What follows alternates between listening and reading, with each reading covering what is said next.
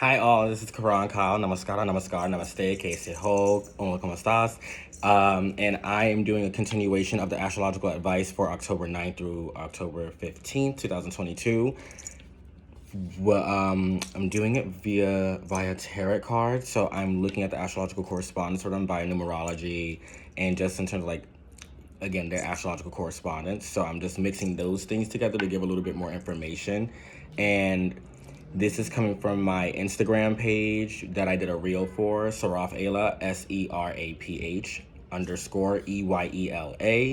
And I'm going to just jump right into it, okay? So you have the influences of Mercury, but also through numerology, you have the influences of the planet Mars. I apologize.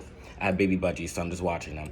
Very quiet, so I'm just watching them. In any case, you have the powers of Mars and the powers of Mercury at your hand and at your disposal right now. So this is saying that you don't just necessarily have the vision, but you also have the means to overcome any kind of adversities. You also have the means to, you have the fortitude to see your vision come through.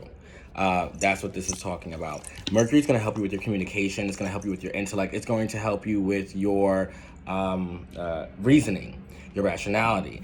Mars is going to help you with your action, your desire, your aggression, like your fortitude, your willingness, your courage to get things done correctly. Mercury and Mars moving in unison is what is going to make your vision manifest in reality. So not only will you have the wisdom of what to do, but you'll have the fortitude to follow through with it. Combine that with the efforts of third Deacon Leo. This is like, oh, I can beat the world energy. So this is that whole nothing's going to conquer me. I'm going to conquer everything else. Nonetheless, before you conquer the world, are you able to conquer yourself? Because there's high energy here to take things to extremes. And then the opposite is here as well. Maybe not the opposite in terms of Deacon, but the opposite in terms of zodiacal or astrological influence. You got second Deacon in Aquarius, third Deacon Leo. So you have opposing energies right there in a way, because Leo and Aquarius are opposite energies, opposite signs. So you have two fixed signs at that, a fire and a wind. They're both masculine energies. So this is going to be like this can escalate things to a place where they don't need to escalate at all, no matter where you're at. It could be a long distance escalation. It can be escalation in a short distance. This could be an argument. This could be a physical altercation. This could just be a disagreement. So be mindful of your position at work and your responsibilities, because what I'd say here is that yes, our careers can help us to travel far, but don't get in over your head. Use your intellect wisely.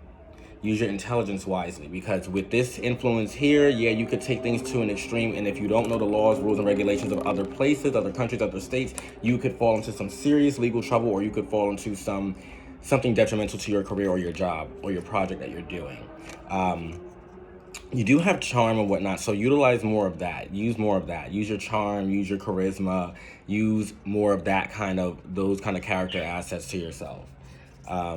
Here, you start moving into first Deacon Aries, where you do have decisions to make, but you're also, again, a very charming, intelligent individual. High intellect, sharp, keen, nothing gets past you, yet at the same time, there can be distance between something, there can be journey involved, there could be a decision that needs to be made. There's seemingly you already have the clarity within yourself. You already know what you need to do. Aries is a very impulsive sign. It's a sign about movement. It's a sign about action. It's a sign about passion. It's a sign about getting things done. But when it's first Deacon in Aries, it can be a very immature energy. Again, hence the impulsivity. So be wise about the actions that you'll be taking, because you, again, have third Deacon Leo, where you already feel like nobody can conquer you. But if you're not conquering your own impulses, you could risk it all. So make the right choice with your actions and your words here, because the card right after it shows that you will do so. It's first Deacon Libra. Here we go with the exact opposites. So you have the first Deacons, but they both have opposing zodiac signs. First Deacon Aries and then first Deacon Libra. So you have yin and yang right there. Again, it's a fire and wind combination, a fire and air combination. So something with energy and action and passion, and a mixture of intelligence and keen discrimination and communication, even down to rationality. So when you combine these two efforts together, again, you get somebody who knows how to see both sides of the coin. You get somebody who knows how to see both sides of the scale and make equal, proper humanitarian choices. This is why I keep stressing, when you have this influence here, utilize the energies of Mars and Mercury together. Okay, so yes, you may be feeling like maybe somebody has crossed you or something of that nature. Nonetheless, perhaps what the best choice of action is to see things from their perspective. See their reality, see their state of mind, their train of thought, their circumstances, and then start to weigh out your options properly. Because there's no time for any of the dramatics or the theatrics here. Those would be unfortunate denouements. What you have here is hard work ahead of you. So you have the Sun in Virgo, and then you have the Sun and Virgo. Sun in Virgo, Sun and Virgo. So you have a lot of hard work ahead of you. You are self-sacrificing in your own way to help other people in need. Nonetheless, you are working so hard at certain things that you're not giving yourself the time to go out and enjoy certain things or enjoy your own life or go out and spoil yourself or buy things for you. These are the things that you should start implementing: self-care, self-help, in a way, entertainment, self-improvement, self-esteem. So not only just retrospecting and introspecting on your life and looking at all your accomplishments and looking at all your trials and tribulations to get the keys to your success, because your success is going to come to you through your journey from like steps 1 through 8. So whatever your journey has been with certain things, whether you did things right or wrong, your answer to whatever you're going within yourself for, the answer to that is the process of your journey in itself. If not the present journeys that have been similar, or journeys that have taught you other lessons that may be strategic for you to implement here.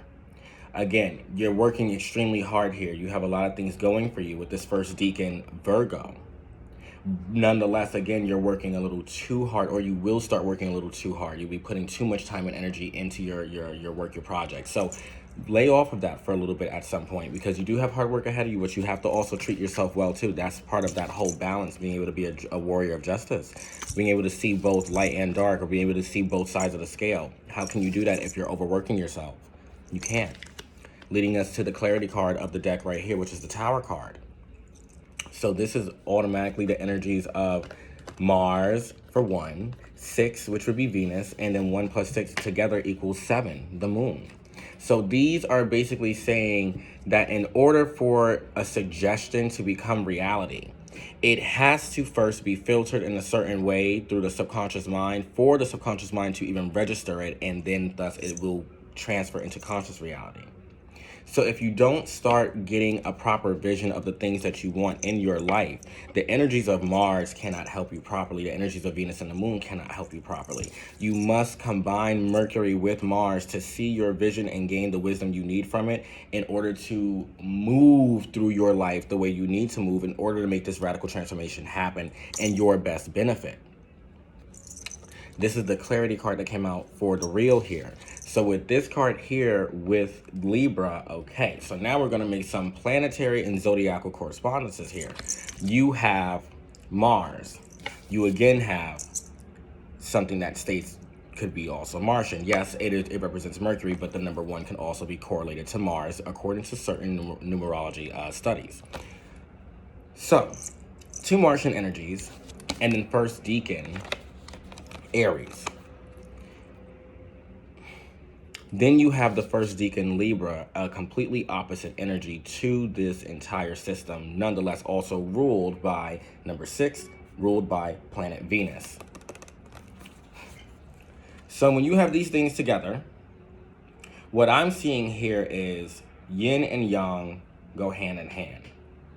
Pay mind to any extreme acts. Pay mind to any choices that you have dominionship over.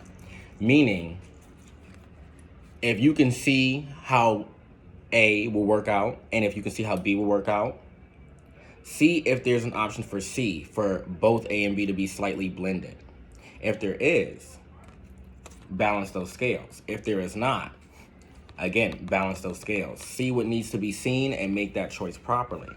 Use your charm and your intelligence, not your wit, but your intelligence. You are keen in discriminating things. You're keen in discriminating right from wrong. So if you don't start using your wisdom in accordance with your actions and your communications, your words, you're not going to have the correct effect that you need to have on the reality that you're trying to manifest. Whatever you're trying to bring into your life, it won't come into your life correctly. It'll come into your life in a way that will need to be amended and transformed.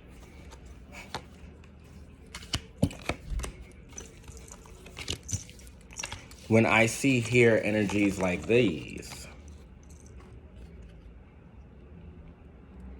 where you have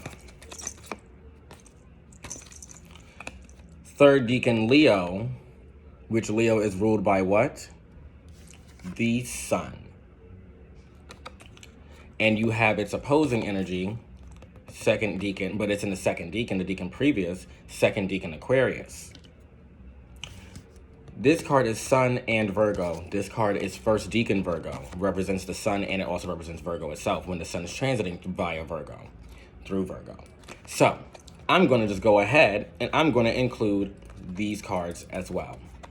When I see 3rd Deacon Leo in contrast to or preceding 2nd Deacon Aquarius, and the card comes out in reverse, and then the Sun and Virgo comes out in reverse, along with the Sun and Virgo card in reverse, what I'm seeing is we are working way too hard in terms of our ego or our pride or our arrogance.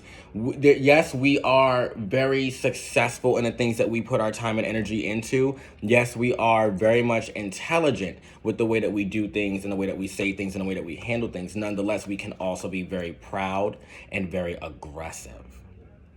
And that's where our downfall will be. You have to implement more compassion and consideration throughout this transit this week. That's what's going to help you the most. Sorry, sometimes it kind of bothers, but not all the time. I just thought it was slipping. I'm like, wait, is it falling? But no. In any case, what will help now is not the aggressive, assertive, proud energy. What will help is conquering ourselves yet again. So whatever dark impulses we have, whatever assertive, aggressive impulses we may have, whatever it is that we feel like, okay, well, this is the way that it needs to go in this exact order. Have those thoughts. Think them to yourself first, and then remove yourself from the situation. Remove your ego. Look at yourself outside of yourself, and envision yourself via a simulation with that individual or those people that you are talking to in that scenario, or whatever that scenario is, and see how it could be perceived by other beings. Not how it can just be perceived wrong or right. See how it is perceived outside of your perspective, of your own opinion of stating it. That's what's going to lead you towards that light, towards the sun, towards that positivity, towards shining your radiance, towards shining your enlightenment. That's what's going to guide you towards where you need to go. Now, again, this can be guiding you places outside this country, outside this state. This could be guiding you places simply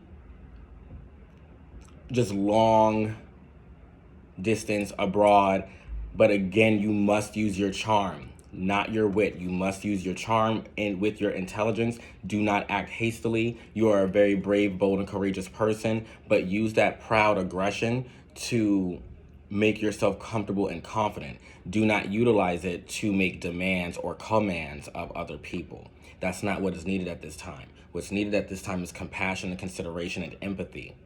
And you need to have that not only for others, but also for yourself, because you're running yourself ragged, which is why you need more time alone. This is why you need to go out and do something healthy for yourself. Go get a massage, go get a reading, go get a facial, go eat at a restaurant, go watch a movie, go get a new tattoo, new piercing, something, go shopping, do something that you need to do, handle your responsibilities, of course, do what you need to do for your own personal businesses and your own jobs or whatnot and your career, but also take a lot of time right now, or take at least some bit of time to yourself, okay? Now, that's what I have for you for today, for this week, in terms of your astrological advice for what's going to help you. Thank you so much for tuning in. Don't forget to like, share, and subscribe, and put click that notification bell so that way you can get notified whenever I upload one of my readings. Okay? I'll see you all soon. Mwah.